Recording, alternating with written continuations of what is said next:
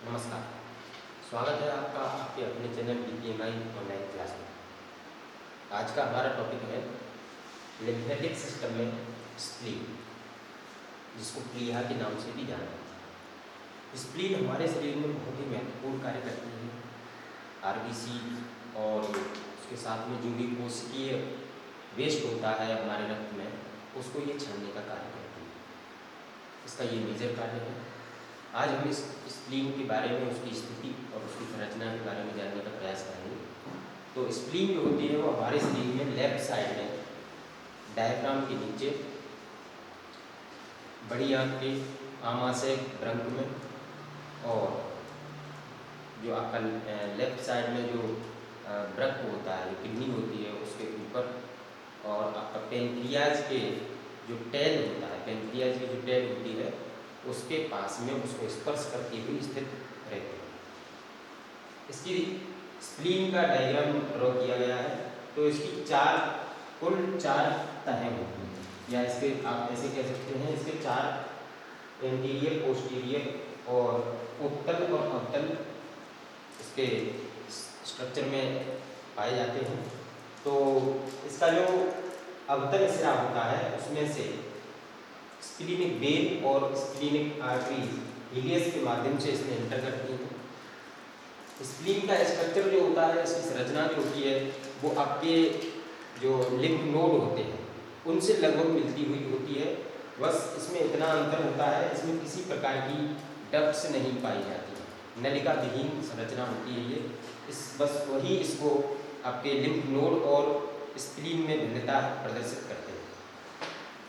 Spleen में दो type की पल्प पाई जाती है, जिसको आप रेड पल्प और वाइट पल्प के नाम से जानते हैं। रेड पल्प इसमें पर्याप्त मात्रा में पाई जाती है। वाइट पल्प जो होती है वो इसकी जो वेन्स होती हैं उनके आसपास स्प्लीनिक नोड्यूल्स के माध्यम से स्थित रहती है, गुच्छे के टाइप में। इसमें लिम्फोसाइट और आपकी फेगोसाइट कोशिकाएं जो होती हैं वो यहाँ पर स्थित रहती हैं। ये डॉटेड के माध्यम से जो दिखाया गया है ये इनकी वाइट पल्प है। तो वाइट पल्प जो होती है वो इनमें जो उनकी जो आर्टरीज और वेन्स होती हैं उनकी वाहिकाओं से जुड़ती हुई, उनसे मिलती हुई स्थित रहती है। स्प्लीन में किसी भी प्रकार का लोब्यूल्स टर्बिकुलर होते हैं। टर्बिकुलर के माध्यम से ये कई खंडों में विभक्त रहती है, जिनको आप वीनस साइनोसाइड कहते हैं। वीनस साइनोसाइड से ये बटी हुई रहती है। तो इस प्रकार से इसमें कई सारे गर्त टाइप के, गड्ढे टाइप के बन जाते हैं। इसमें आर्टरी के माध्यम से जो भी ब्लड एंटर करता है वो ब्लड डायरेक्ट इसमें, जैसे कि आपने देखा होगा किसी गर्त में, किसी गड्ढे में जिस तरीके से पानी भरता है, उसी तरीके से इसमें जो ब्लड आर्टरी के माध्यम से आता है वो भरता है। फिर इसका जो वेनस कलेक्टिंग सिस्टम होता है, तो वेनस कलेक्टिंग सिस्टम से इसमें जो फेगोसाइट और मोनोसाइट, लिम्फोसाइट जो कोशिकाएं होती हैं, वो कोशिकाएं ब्लड में जो भी वेस्ट होता है, जो भी आपका सेल्स वेस्ट होता है, जैसे कि आरबीसी टूटती हैं इस जगह पर, तो इसमें आरबीसी जो भी जिनका जीवन काल समाप्त हो चुका है वो जीवित नहीं है, तो ऐसी आरबीसी को यहाँ पर जो लिम्फोसाइट्स और जो भक्षक कोशिकाएं होती हैं, जिनको आप फेगोसाइट्स के माध्यम से जानते हैं, तो वो इनको डिस्ट्रॉय करती हैं। उस डिस्ट्रॉय में जो भी, जैसे आरबीसी को इन्होंने डिस्ट्रॉय किया, उसका पाचन, उसको संश्लेषित किया, तो संश्लेषित करने के बाद उसमें से आरबीसी जब संश्लेषित होती हैं तो उसके बाद उनमें से जो आपका बाइल होता है, जो बाइल पिगमेंट होता है, उसका उत्पादन होता है। वो आपका सीधा का सीधा यकृत में पहुंचता है, लिवर में पहुंचता है, और उसके बाद में जो आरबीसी के टूटने से फिर आयरन को अलग किया जाता है, तो वो आयरन अलग करके जो आपकी लंबी कोशिकाएं होती हैं जिनमें आरबीसी का निर्माण होता है, वो उनमें कलेक्टिंग ब्लड के माध्यम से पहुंचा दिया जाता है। लिम्फोसाइट जो आपका स्प्लीन होता है, तो लिम्फेटिक सिस्टम में स्प्लीन एक प्रमुख अंग है। इसका जैसा कि इसके जो कार्य हैं वो बताए गए हैं। तो लिम्फोसाइट जो आपका स्प्लीन होता है, तो स्प्लीन लिम्फोसाइट और मोनोसाइट विशेष तौर पर इन भक्षक कोशिकाओं का इसमें पर्याप्त मात्रा में पाई जाती है, और उनका निर्माण भी इसी के माध्यम से किया जाता है। और उसके बाद इसमें जो भी विद्यमान प्रचुर मात्रा में जो भक्षक कोशिकाएं होती हैं वो ब्लड में किसी भी प्रकार का वेस्ट कोशिका में वेस्ट अगर पाया जाता है तो वो इसको डिस्ट्रॉय करती हैं, और डिस्ट्रॉय करने के बाद उसको छोटे छोटे मॉलिक्यूल्स में परिवर्तित करके, संश्लेषित करके, इनके जो भी जैसे आयरन हुआ आपका, या फिर वाइट पिगमेंट हुआ, या उससे जो भी वेस्ट बचता है उसको ये अपनी अपनी जगह पर पहुंचा देती हैं, जिससे कि पुनः नई कोशिकाएं निर्मित हो सकें। प्लिया जो होती है वो लिम्फोसाइट के साथ साथ आपका एंटीबॉडीज का भी निर्माण करती है, और एंटीबॉडीज के निर्माण में करने के बाद ये उसमें विकसित होते हैं। विकसित होने के बाद शरीर में जैसी आवश्यकता इनकी होती है उसके हिसाब से ये कार्य करते हैं। भ्रूणावस्था की अगर हम बात करें तो प्लीहा जो होती है वो भ्रूणावस्था में लाल रक्त कोशिकाओं का निर्माण करती है, और उसके साथ में एंटीबॉडी और एंटीजेंस का भी एंटीबॉडी का भी निर्माण इसी के माध्यम से होता है। जैसे ही उसमें ब्लड की मात्रा या फिर जो पर्याप्त मात्रा में हो जाती है, तो फिर जो भ्रूणावस्था के बाद की स्थिति होती है, फिर उसकी बोन मैरो वगैरह में आरबीसी का निर्माण होने लगता है।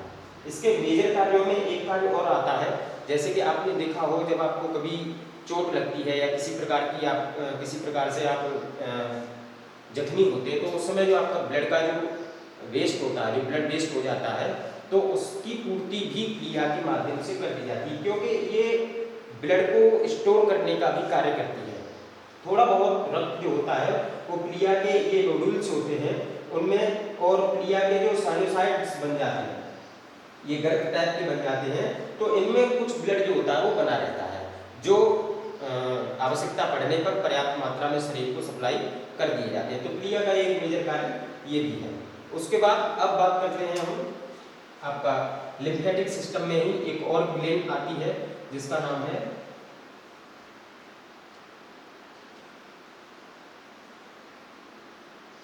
Thymus gland.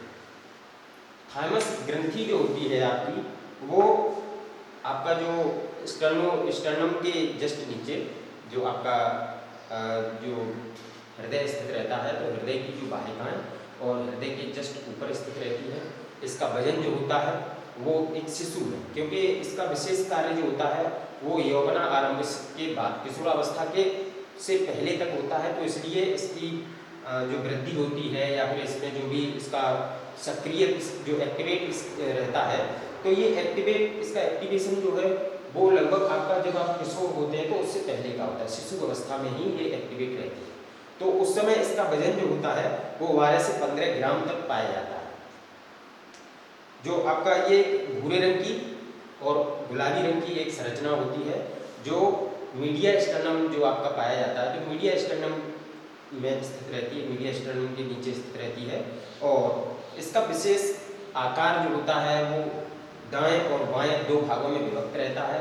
इसका विशेष कार्य जो होता है वो शरीर की इम्यूनिटी पावर को, जब शिशु जन्म लेता है तो जन्म लेने के बाद उसको अधिकतर जो लिम्फोसाइट्स या फिर जो भी एंटीबॉडीज जो मिलती हैं वो उसके शरीर में निर्माण होने के बाद वो इसी के माध्यम से जो आपका थाइमस ग्लैंड होती है, इसी के माध्यम से उसके शरीर में इनका निर्माण होता है, और निर्माण होने के बाद फिर जैसे ही उसकी इम्यूनिटी पावर जो है वो पर्याप्त हो जाती है, प्रारंभिक विकास जो होता है इम्यूनिटी पावर का वो पर्याप्त हो जाता है, फिर ये धीरे धीरे निष्क्रिय हो जाती है, और इस यौवना आरंभ जैसे ही होता है तब तक ये पूर्ण रूप से निष्क्रिय हो जाती है, फिर इसका कोई विशेष कार्य नहीं रहता है थाइमस ग्लैंड का।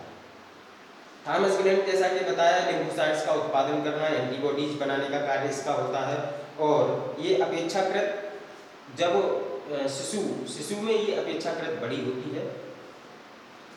स्प्लीन की अगर बात करें इसकी अपेक्षा, तो स्प्लीन जो होता है वो आपका एक कैप्सूल में बंद रहती है, जैसे हमने आपको पहले ही बताया कि जैसे लिम्फ नोड होते हैं उनसे लगभग मिलती जुलती एक संरचना है। इसका औसतन जो लंबाई होती है वो 7 सेंटीमीटर और इसकी चौड़ाई 2 से 5 सेंटीमीटर होती है। स्प्लीन जो होता है वो एक गुलाबी गहरे हरे रंग की एक संरचना है, जो आपका डायफ्राम के नीचे और जो आपका मीडिया जो डायफ्राम के नीचे और बड़ी आंत के जो स्प्लीनिक बंक होता है, फंडस होता है उसमें, और आमाशय जो टेल होती है, जो पेनक्रियाटिक टेल होती है, उसको स्पर्श करती हुई स्थित रहती है। लिम्फेटिक सिस्टम में अगला पार्ट आता है टॉन्सिल्स। तो जो टॉन्सिल्स होते हैं आपके वो 3 प्रकार के शरीर में पाए जाते हैं।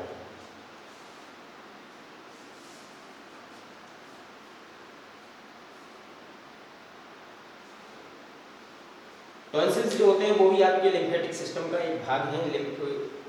लिम्फ जो लिम्फेटिक ऊतक होते हैं, आपके जो लिम्फेटिक टिश्यूज होते हैं, उनका एक गुच्छ टाइप में संरचना होती है। ये आपके जो मुख गुहा होती है उसके राइट, लेफ्ट और जिह्वा मूल, जहाँ पर आपकी जीभ जो होती है वो जुड़ती है, उस जगह पर स्थित रहते हैं।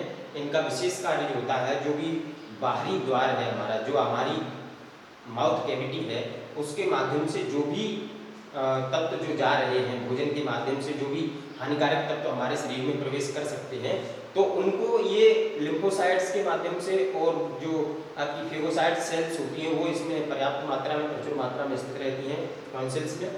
ये बाहरी संक्रमणों से, बाहरी जीवाणुओं से, विषाणुओं से बचाने का विशेष कार्य जो होता है वो हमारे शरीर में करते हैं टॉन्सिल्स। ये 3 प्रकार के होते हैं। पहला होता है आपका फेरेंजियल टॉन्सिल्स।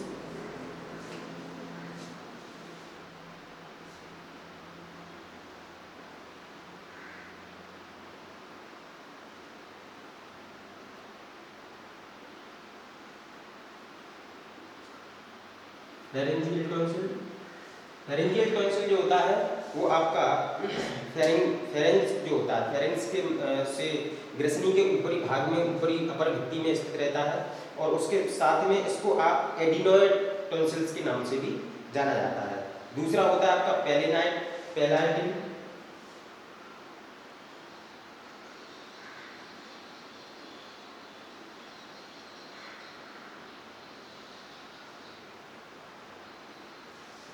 पैलाटिन टॉन्सिल जो होता है वो आपका गलतोड़ का, जिसको आप कहते हैं फेकस कहते हैं, उनके स्तंभों के बीच में रहता है, टॉन्सिलर सूट में स्थित रहता है। और उसके बाद आपका आता है लिंगुअल टॉन्सिल।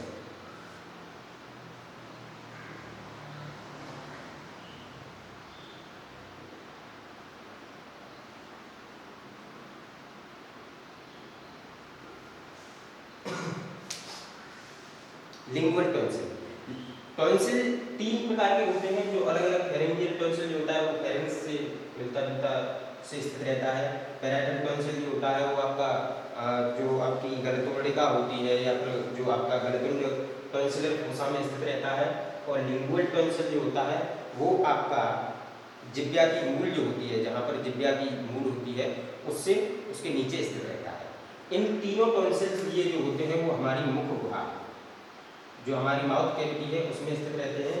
इन तीनों का कार्य जो होता है, सामूहिक तौर पर इनका जो कार्य होता है वो हमारे मुंह के माध्यम से, भोजन के माध्यम से, या फिर हम जो भी ग्रहण करते हैं उसके माध्यम से हमारे शरीर में जो कुछ भी बाहरी तत्व प्रवेश कर सकते हैं उन सभी को डिस्ट्रॉय करना है, उनको शरीर में पहुंचने से रोकना है। जो लिम्फोसाइट्स और आपकी जो मोनोसाइट्स होती है, जो आपकी फेगोसाइट्स सेल्स होती हैं, वो इनको भक्षक कोशिकाओं के माध्यम से, जो भी बाहरी तत्व हैं उनको भक्षण के माध्यम से इनको शरीर में जाने से रोकता है। कुछ इसी प्रकार से सामूहिक लिम्फोसाइट्स भी पाए जाते हैं। जो लिम्फ नोड होते हैं वो लिम्फ नोड्यूल्स भी पाए जाते हैं शरीर में, तो वो अपने 2, 3, 4 या इस हिसाब से स्थित रहते हैं, पेयर्स के रूप में स्थित रहते हैं। ये भी हमारे शरीर में अलग अलग जगहों पर इसी प्रकार के कार्य करते हैं। तो लिम्फेटिक जो सिस्टम है आपका, इस पूरे सिस्टम में 2 वीडियोज़ के माध्यम से आपको बताया गया है। इसके जो अगला वीडियो है उसका लिंक जो है मैं डिस्क्रिप्शन में आपको दे दूंगा। तो अगर आप पहली बार हमारे चैनल पर आए हैं तो चैनल को सब्सक्राइब करें और वीडियो को लाइक जरूर करें। अगर आपको इस पूरे लिम्फेटिक सिस्टम में किसी भी प्रकार का कोई प्रॉब्लम है तो कमेंट बॉक्स में जाकर के आप कमेंट जरूर करें और अपने प्रश्न का समाधान पाएं। तब तक के लिए धन्यवाद।